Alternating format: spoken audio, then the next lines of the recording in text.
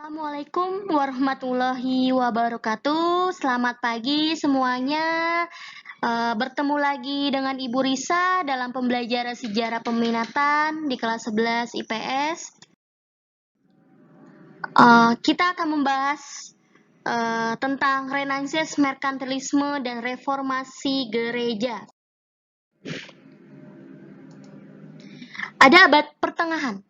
Istilah abad pertengahan merujuk masa antara jatuhnya Kekaisaran Romawi Barat pada tahun 476 Masehi dan mulainya masa Renaissance pada abad ke-16 di Eropa.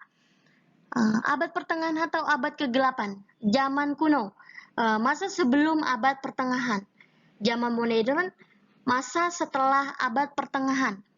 Istilah abad kegelapan disebabkan pada masa ini Eropa yang nyaris tidak mengalami perkembangan baik dalam bidang kebudayaan, ekonomi, maupun ilmu pengetahuan. Lalu ada Kastil Bodiam di Inggris dibangun pada abad ke-14. Kastil yang dilengkapi benteng merupakan simbol feodalisme atau sistem manor pada abad pertengahan. Lalu ada di mana masa Renaissance? Secara harfiah, Renaissance Prancis, Renaissance berarti kelahiran kembali.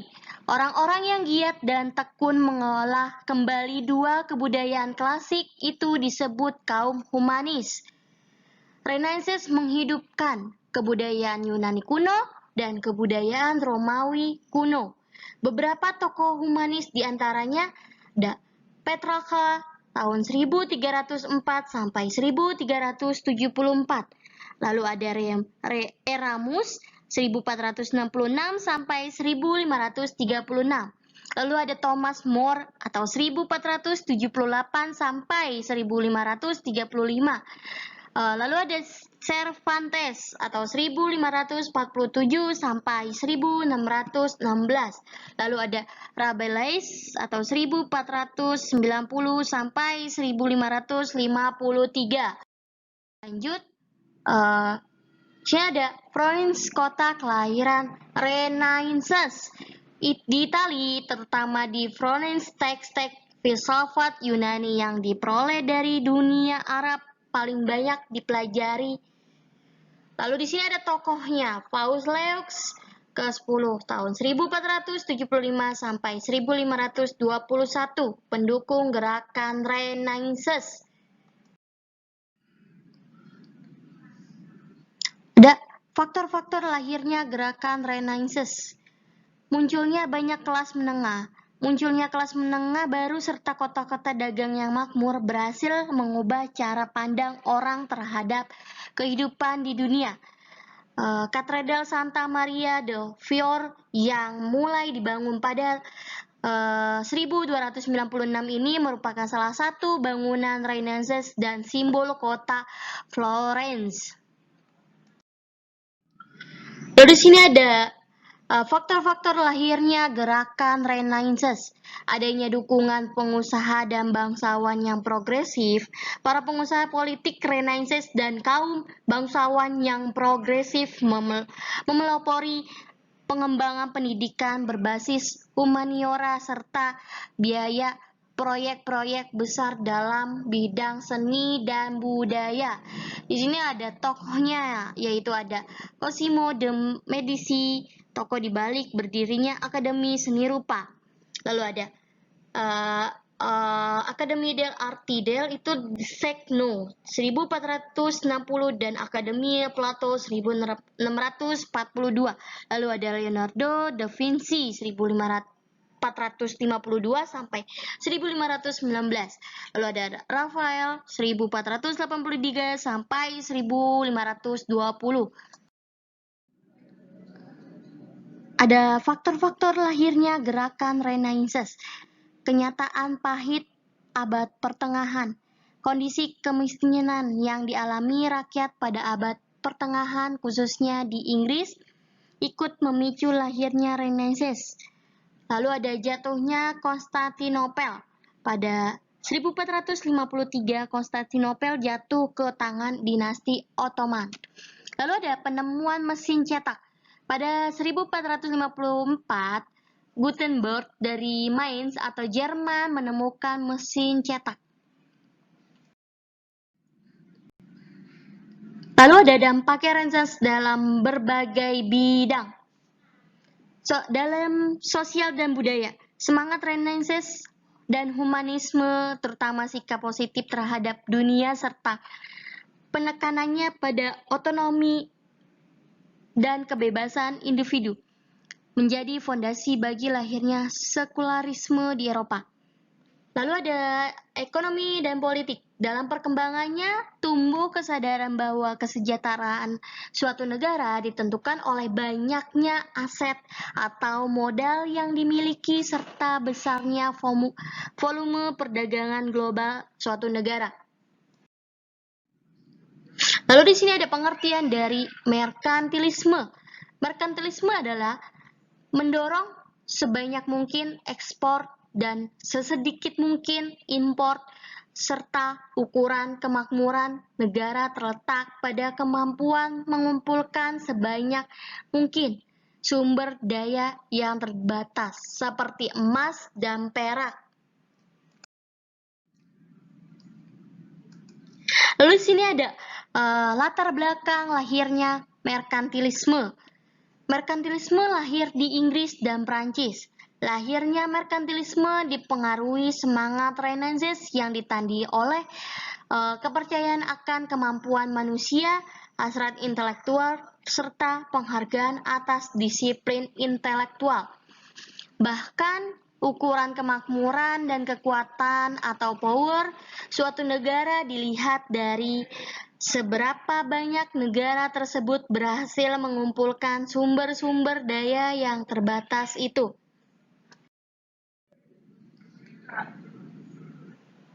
Lalu ada lahirnya kolonialisme dan imperialisme. Merkantilisme memicu era penjelajah samudra dan imperialisme dengan tujuan menguasai koloni-koloni atau wilayah-wilayah yang akan menjadi sumber bahkan baku dan pasar potensial. Tidak sedikit penjelajahan dan pelayaran bangsa-bangsa Eropa yang dibiayai oleh raja atau suatu negara. Setiap negara seperti Inggris, Prancis, Belanda, dan Spanyol saling bersaing untuk mendapatkan emas dan perak dalam jumlah besar. Lalu di sini ada lukisan karya John van Roar yang menggambarkan pendaratan kapal Christopher Columbus di San Salvador atau El Salvador.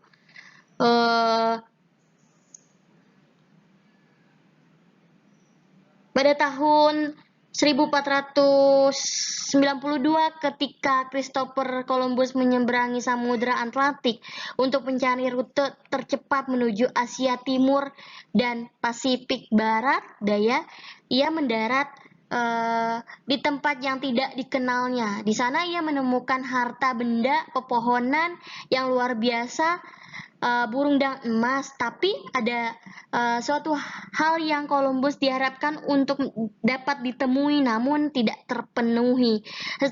Setelah kembali dalam laporan resminya, Columbus mencatat bahwa dia telah menemukan banyak pulau yang dihuni oleh orang-orang yang jumlahnya sangat banyak. Dia memuji keajaiban alam pulau-pulau itu. Namun dia menambahkan, saya belum menemukan orang-orang yang mengerikan di pulau-pulau ini seperti yang telah banyak diperkirakan. Mengapa orang mungkin bertanya, apa dia berharap menemukan monster? Sejalan lain mengungkapkan bahwa pandangan Columbus jauh dari abnormal. Selama abad-abad, para intelektual Eropa telah membayangkan sebuah dunia di luas perbatasan mereka yang dihuni oleh ras-ras mengerikan. Lanjut, diambang reformasi. Bonifacius ke-8 versus Philip keempat, Raja Philip keempat pada tahun 1268 sampai 1314 berniat memusatkan seluruh kekuasaan ke tangannya sendiri. Di bawah pemerintahannya, untuk pertama kalinya rasa mewajibkan klerus membayar pajak. Lalu di sini ada lukisan jual beli surat pengakuan dosa atau indulgensi. Lalu ada contoh surat indulgensi sebagai berikut.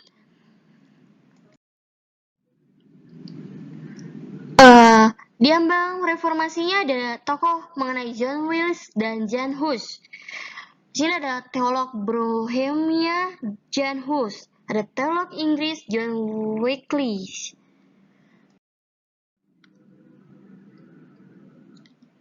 Lahirnya Protestanisme. Reformasi gereja Protestan adalah gerakan besar di Eropa Barat pada abad ke-16 pada tahun 1517.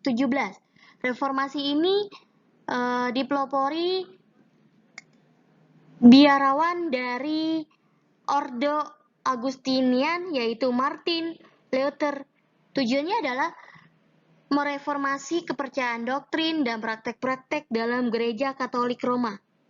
Lalu di sini ada tokoh yang bernama Agustinian Martin Luther, pelopor gerakan reformasi gereja atau Protestan.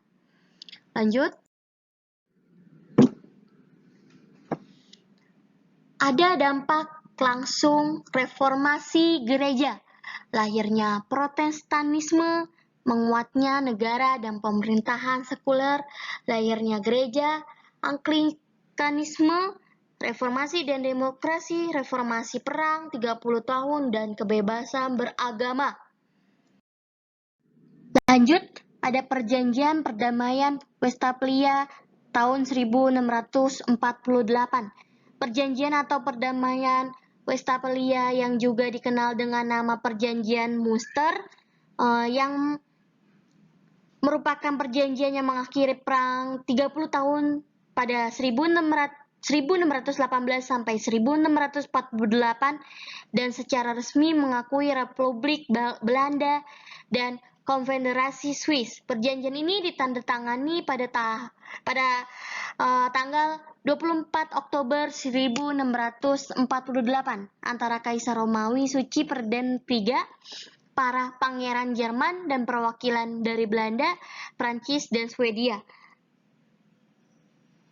Perjanjian Prenis yang ditandatangani pada 1659 dan menandai berakhirnya perang antara Prancis dan Spanyol juga seiring dianggap sebagai bagian dari perdamaian ini.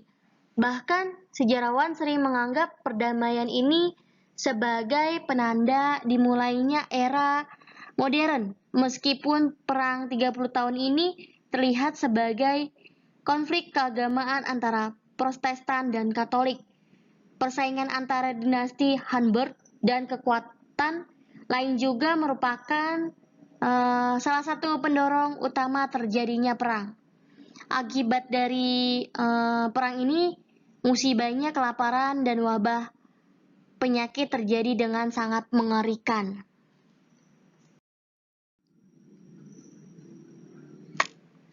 Lalu ada etika Protestan. Etika Protestan yaitu daya penggerak di belakang layar yang mendorong perkembangan kapitalisme. Hubungan antara Protestanisme dan kapitalisme sendiri bersifat tidak langsung. Reformasi Gereja Katolik. Reformasi Katolik adalah upaya-upaya yang dilakukan Gereja Katolik pada abad ke-16 dan awal abad ke-17 untuk mewujudkan pembaruan internal gereja dan untuk melawan gerakan Protestanisme. Reformasi Katolik lebih dimaknai sebagai suatu tindakan sadar dari Gereja Katolik, bukan sebagai reaksi atas gerakan Protestanisme. Oke, terima kasih. Assalamualaikum warahmatullahi wabarakatuh.